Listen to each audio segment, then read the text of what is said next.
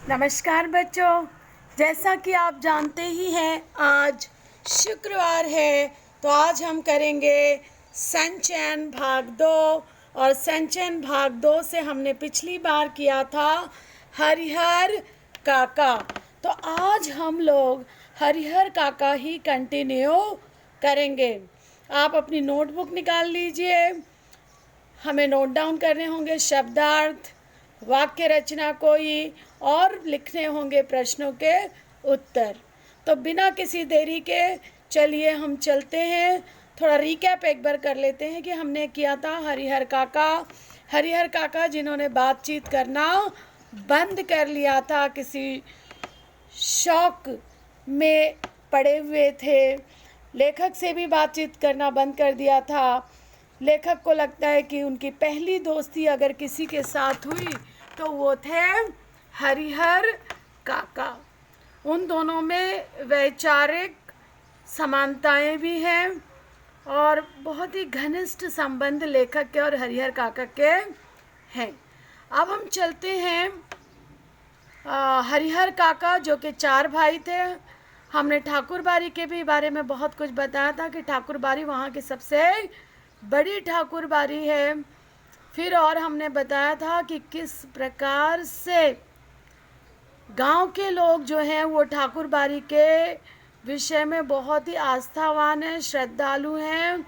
इसलिए गांव का जो भी कुछ पहला अनाज आता है, पहला शादी का कार्ड बनता है, तो सबसे पहले ठाकुर जी को चढ़ाया जाता है।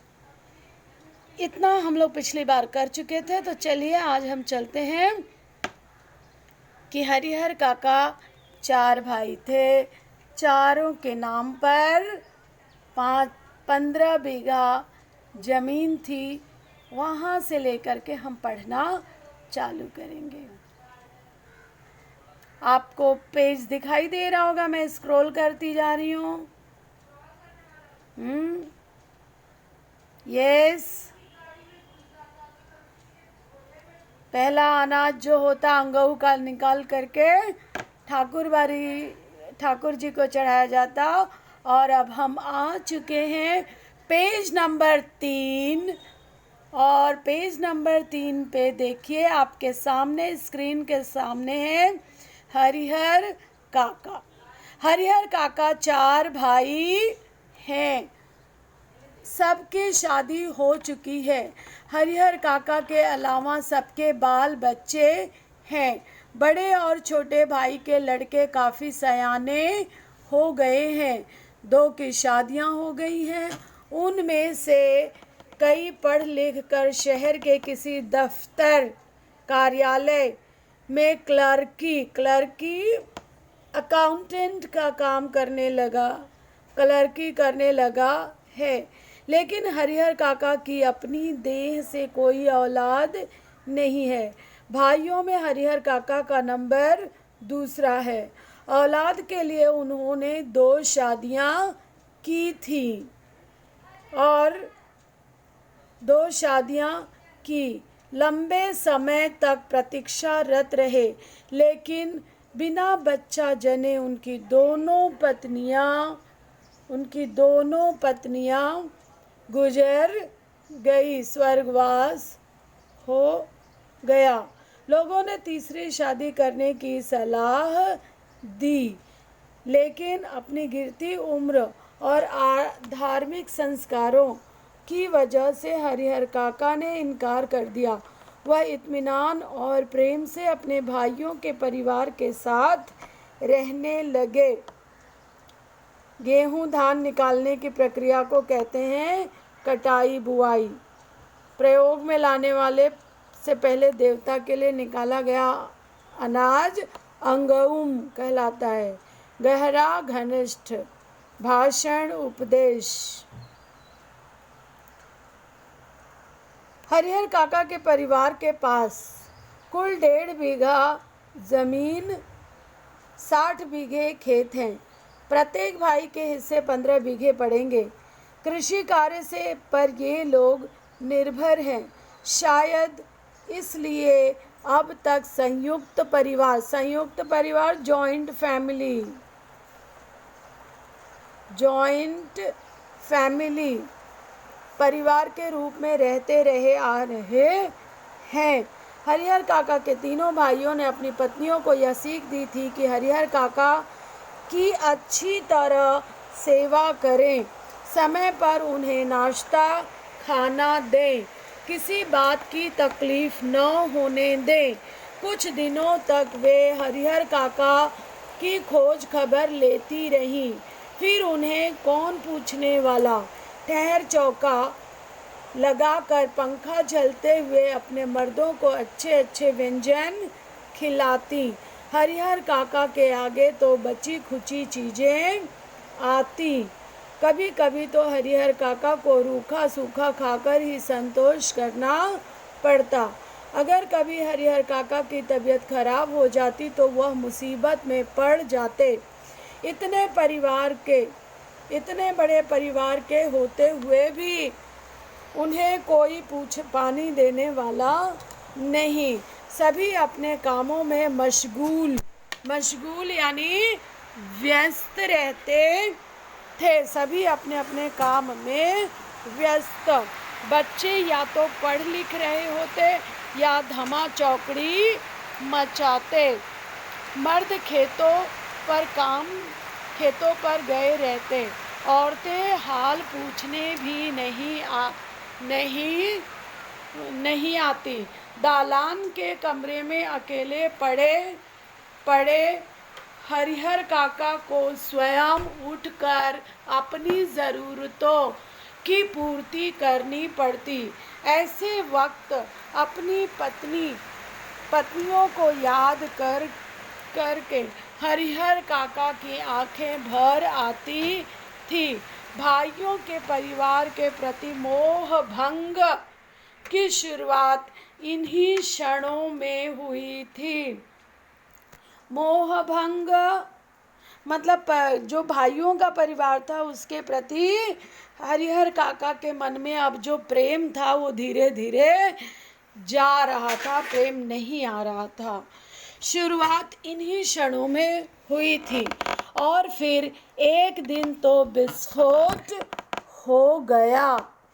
उस दिन हरिहर काका की सहन शक्ति जवाब दे गई। उस दिन शहर में क्लर्की करने वाले भतीजे का दोस्त गांव आया था। उसी के आगमन के उपलक्ष्य में 2-3 तरह की सब्जी बजके रायता चटनी रायता आदि बने थे।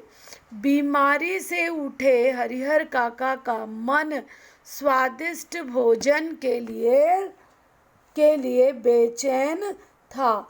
मन ही मन उन्होंने अपने भतीजे के दोस्त की सराहना की, प्रशंसा की कि चलो भाई ये आया है तो इसकी वजह से शायद कुछ अच्छा खाने को मिले, जिसके बहाने उन्हें अच्छी चीज़ें खाने को मिलने वाली थी। लेकिन बातें बिल्कुल विपरीत हुई। सबों ने खाना खा लिया, उनको कोई पूछने तक नहीं आया। उनके तीनों भाई खाना खाकर खलिहान में चले गए। दवनी हो रही थी। दवनी यानी फसलों की कटाई और थ्रेशिंग का काम हो रहा था। वे इस बात से निश्चिंत थे कि हरिहर काका को तो पहले ही खिला दिया गया होगा। अंत में हरिहर काका ने स्वयं दालान के कमरे से निकलकर हवेली में प्रवेश किया। तब उनके छोटे भाई की पत्नी ने रूखा सूखा खाना लाकर उनके सामने परोस दिया। भात, मट्ठा यानी छाछ और अचार। क्या दिया खाने को? चावल और छाछ और अचार। बस हरिहर काका के बदन में तो जैसे आग लग गई। उन्होंने थाली उठाकर बीच आंगन में फेंक दी। झन की तेज आवाज के साथ आंगन में थाली गिरी, भात बिखर गया। विभिन्न घरों में बैठी लड़कियां, बहुएं सब एक ही साथ बाहर निकल आईं। हरिहर काका गरजते हुए हवेली से दालान यानी बरामदा बरांडा, इसको अंग्रेजी में बोलते हैं बरांडा। सो दालान में की ओर चल पड़े और गुस्से में उन्होंने क्या कहा, समझ रही हो कि मुफ्त में खिलाती हो तो अपने मन से यह बात निकाल देना। मेरे हिस्से के खेत की पैदावार इसी घर में आती है, उसमें तो मैं 2-4 नौकर रख लूं, आराम से खाऊं तब भी कमी नहीं होगी। मैं अनाथ और बेसहारा नहीं हूँ। मेरे धन पर तो तुम सब मौज करती हो, लेकिन अब मैं तुम सबों को बताऊंगा आदि आदि। ये सारी चीज़ें हरिहर काका ने जोर से कहा और घर की औरतों को डांट लगाई।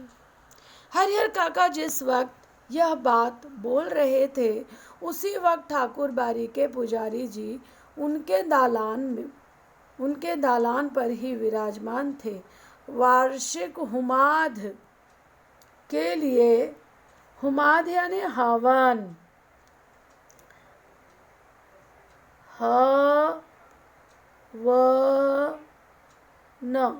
हवन सामग्री, जैसे हवन होता है ना बच्चों, सो हवन में सामग्री डालने के लिए, हुमाद लेने के लिए घी और शकील लेने आए थे। लौटकर उन्होंने महंत जी को विस्तार के साथ सारी बात बताई। उनके कान खड़े हो गए। वह दिन उन्हें बहुत शुभ महसूस हुआ। उस दिन को उन्होंने ऐसे ही गुजर जाने देना उचित नहीं समझा। तत्क्षण उसी क्षण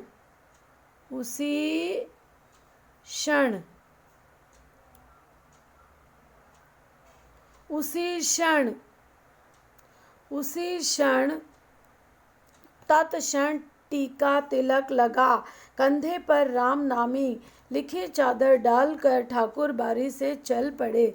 संयोग अच्छा था, हरिहर के दालान तक नहीं जाना पड़ा। रास्ते में ही हरिहर काका मिल गए। गुस्से में घर से निकल वह खलिहान की ओर जा रहे थे। खलिहान बच्चों, खलिहान किसे कहते हैं? जब गेहूं, अनाज इत्यादि काट करके एक खाली मैदान नुमा जगह पर लाकर रखा जाता है, जहाँ पे थ्रेशिंग वगैरह का काम होता है, उसको कहते हैं खलिहान। खलिहान जहाँ पे पका हुआ अनाज झाड़ सहित ला के रखा जाता है और उसका थ्रेशिंग का काम किया जाता है, उसको कहते हैं खलिहान। जा रहे थे, लेकिन महंत जी ने उन्हें खलिहान की ओर नहीं जाने दिया। अपने साथ ठाकुर बाड़ी पर लेते आए। फिर एकांत कमरे में उन्हें बैठा खूब प्रेम से समझाने लगे, हरिहर, यहाँ कोई किसी का नहीं, सब माया का बंधन है। तू तो धार्मिक प्रवृत्ति का आदमी है। मैं समझ नहीं पा रहा हूँ कि तुम इस बंधन में कैसे फंस गए। ईश्वर में भक्ति लगाओ, उसके सिवाय कोई तुम्हारा अपना नहीं। पत्नी, बेटे, भाई, बंधु सब स्वार्थ के साथी हैं। जिस दिन उन्हें लगेगा कि तुमसे उनका स्वार्थ सधने वाला नहीं, उस दिन वे तुम्हें पूछेंगे तक नहीं। इसलिए ज्ञानी संत महात्मा ईश्वर के सिवाय किसी और से में प्रेम नहीं लगाते। तुम्हारे हिस्से में 15 बीघे खेत हैं। बच्चों, हर चीज का लफड़ा यही जो 15 बीघा खेत है ना, यही सब प्रॉब्लम की जड़ है। इसी खेत की वजह से भाई का परिवार उनसे जुड़ा हुआ है। इसी खेत की वजह से देखिए महंत जी उनको चिकनी चुपड़ी सब बातें सुना रहे हैं। बस ये 15 बीघा जमीन जो है हरिहर के नाम की, इसी पर सबकी नज़र है। सो एक कहावत बहुत ही सार्थक है कि भैया बाप बनाना भैया सबसे बड़ा रुपया। इस संसार में कोई नहीं, बाप बड़ा न भैया सबसे बड़ा रुपया है। इस रुपए की खातिर ही देखिए हरिहर काका से लोग दोस्ती कर रहे हैं। बस ये 15 बीघा जमीन जो है उसी के चलते तुम्हारे भाई के परिवार तुम्हें पकड़े हुए हैं। तुम एक दिन कहकर तो देखो कि अपना खेत उन्हें न देकर किसी को लिख दोगे, वह तुमसे बोलना बंद कर देंगे। खून का रिश्ता खत्म हो जाएगा। तुम्हारे भले के लिए मैं बहुत दिनों से सोच रहा था, लेकिन संकोचवश नहीं कह रहा था। आज कह देता हूँ, तुम अपने हिस्से का खेत ठाकुर जी के नाम पर लिख दो, सीधे बैकुंठ को प्राप्त करोगे। देखिए ये सारी चिकनी चुपड़ी बातें कौन कह रहा है? महंत जी। ये कहने के पीछे उनका क्या उद्देश्य है? वही 15 बीघा जमीन। और क्या लालच दे रहे हैं? सीधे बैकुंठ को जाओगे, तीनों लोक में तुम्हारी कीर्ति जगमगा उठेगी। जब तक चांद सूरज रहेंगे तब तक लोग तुम्हें याद करेंगे। ठाकुर जी के नाम पर जमीन लिख देना तुम्हारे जीवन का महादान होगा। साधु संत तुम्हारे पांव पखारेंगे, सभी तुम्हारी यशोगान करेंगे, यशोगान पढ़ाई करेंगे। तुम्हारा यह जीवन सार्थक हो जाएगा। अपनी शेष जिंदगी तुम इसी ठाकुर बाड़ी में गुजारना। तुम्हें किसी चीज़ की कमी नहीं होगी। एक मानोगे तो 4 हाजिर की जाएगी। हम तुम्हें सिर आँखों पर उठा कर रखेंगे। ठाकुर जी के साथ साथ तुम्हारी भी आरती लगाएंगे। भाई का परिवार तुम्हारे लिए कुछ नहीं करेगा। पता नहीं पूर्व जन्म में तुमने कौन सा पाप किया था कि तुम्हारी दोनों पत्नियां अकाल मृत्यु को प्राप्त हुई। तुमने औलाद का मुंह तक नहीं देखा। अपना यह जन्म तुम अकारत व्यर्थ बेकार में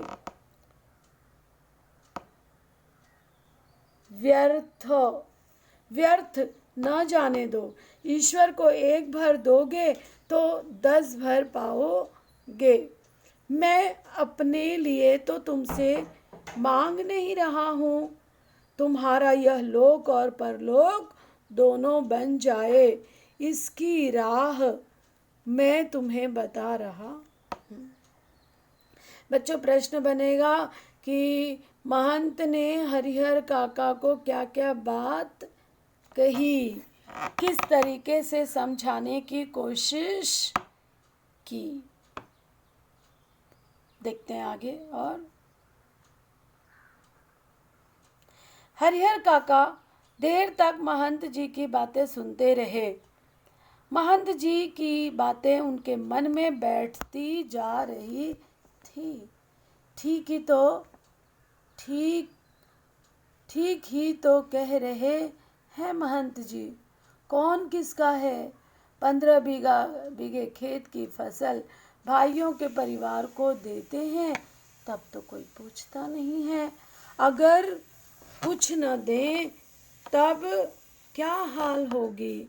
उनके जीवन में तो यह स्थिति है, मरने के बाद कौन याद करेगा? सीधे सीधे उनके खेत हड़प लेंगे। सीधे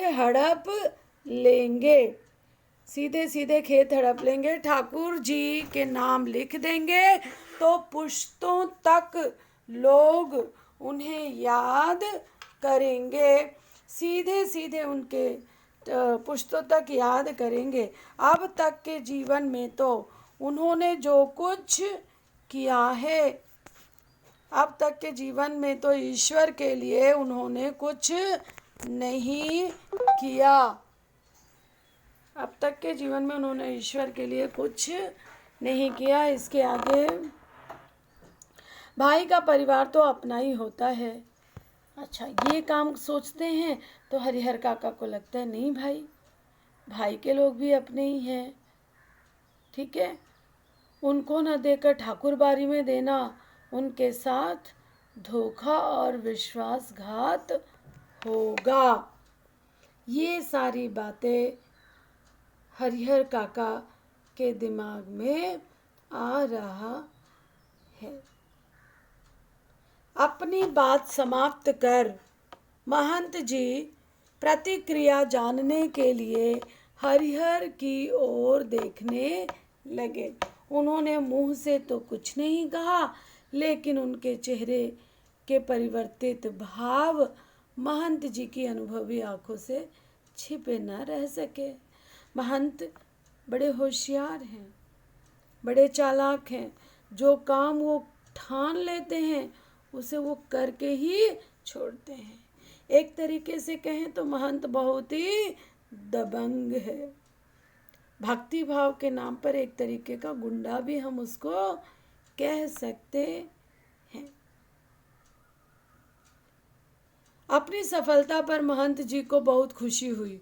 उन्होंने सही जगह पर वार किया था। इसके बाद उसी वक्त ठाकुर बारी के 2 सेवकों को बुलाकर आदेश दिया कि एक साफ सुथरे कमरे में पलंग पर बिस्तरा लगाकर उनके आराम का इंतजाम करें। फिर तो महंत जी के कहने में जितना समय लगा, महंत जी के कमरे में कहने में जितना समय लगा, उससे कम समय में सेवकों ने हरिहर काका के मना करने के बावजूद उन्हें एक सुंदर कमरे में पलंग पर जा लिटाया। और महंत जी, उन्होंने पुजारी जी को यह समझा दिया कि हरिहर के लिए विशेष रूप से भोजन की व्यवस्था करें। हरिहर को महंत जी का एक विशेष उद्देश्य से लाए गए थे। उद्देश्य 15 बीघा जमीन। इसलिए ठाकुर बारी में चहल पहल शुरू हो गई थी। ठीक है बच्चों, हम अब नीचे देख लेते हैं कि कौन से प्रश्न बनेंगे। प्रश्न देखते हैं।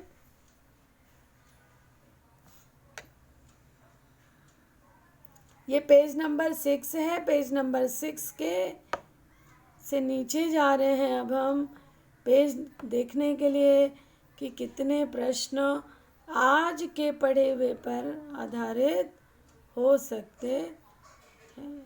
बहुत बड़ा पाठ है बच्चों ये। 14 पन्ना, 15, 16, 17, 18, 19। चलिए, ठीक है। कथावाचक हरिहर काका के बीच में क्या संबंध है, ये हमने पिछली बार कर लिया है। हरिहर काका को महंत और अपने भाई एक ही श्रेणी के क्यों लगने लगे, ये हम बाद में करेंगे, अभी तक हम नहीं आए हैं। ठाकुर बारी के प्रति गांव वालों के मन में अपार श्रद्धा का जो भाव है, उससे उनकी किस मनोवृत्ति का पता चलता है। ये क्वेश्चन और ये क्वेश्चन नंबर 3 हमें पिछले इसमें हमने इसको कर लिया है। अगर आपने नहीं लिखा है तो आज फिर आपके लिए समय है कि इसे लिख डालिए। हरिहर काका के मामले में गांव वालों की क्या राय थी, कहानी के आधार पर बताइए। आज के अनुसार आपको एक भी प्रश्न नहीं लिखना है। आज सिर्फ लिखेंगे आप, जो मैं एक अलग से प्रश्न दूंगी। हम पेज नंबर 6 पर थे। चलिए वापस चल रहे हैं पेज नंबर 6 पर। ये रहा पेज नंबर 6। पेज नंबर 6 पर एक क्वेश्चन लिखिए। क्वेश्चन दे रही हूँ मैं आपको कि महंत जी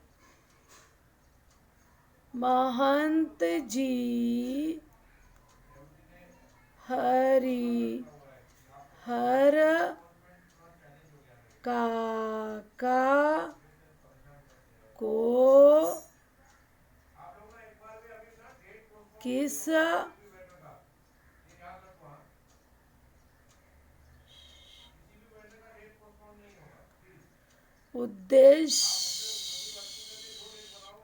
उद्देश्य से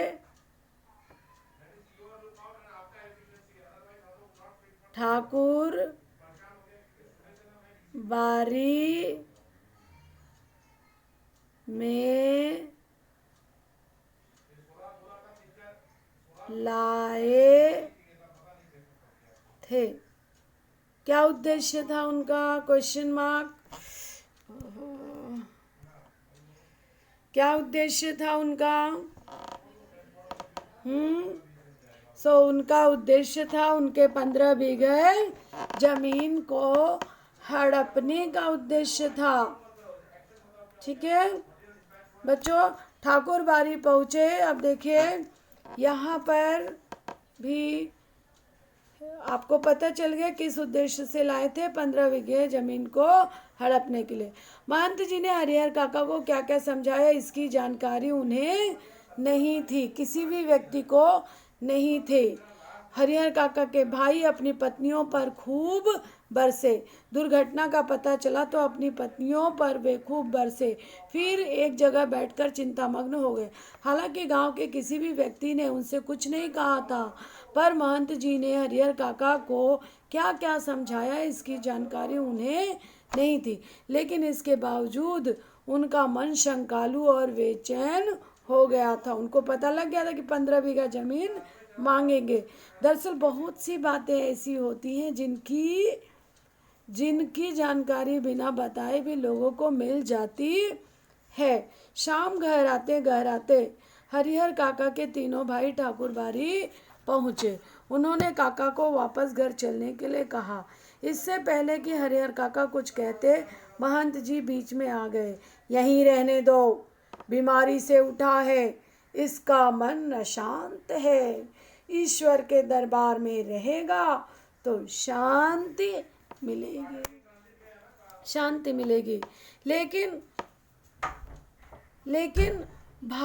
लेकिन उनके भाई उन्हें घर ले चलने के लिए जिद करने लगे। इस पर ठाकुर बारी के साधु संत उन्हें समझाने लगे। वहाँ उपस्थित गांव के लोगों ने भी कहा कि एक रात ठाकुर बारी में रह जाएगा तो क्या हो जाएगा। अंततः भाइयों को निराश होकर लौटना पड़ा। बच्चों, आज हमने ये पेज नंबर 6 तक कर लिया है। अब अगली बार हम करेंगे पेज नंबर 7 से। आज मैंने आपको एक प्रश्न दिया है कि हरिहर काका को ठाकुर बारी में लाने का महंत जी का उद्देश्य क्या था। इस प्रश्न का आज के डेट में आपको उत्तर लिखना है कंटिन्यूएशन में ही। ठीक है, पहले के 2 प्रश्न और आज का ये प्रश्न। आज की कक्षा में यहीं पर समाप्त करती हूँ। नमस्कार।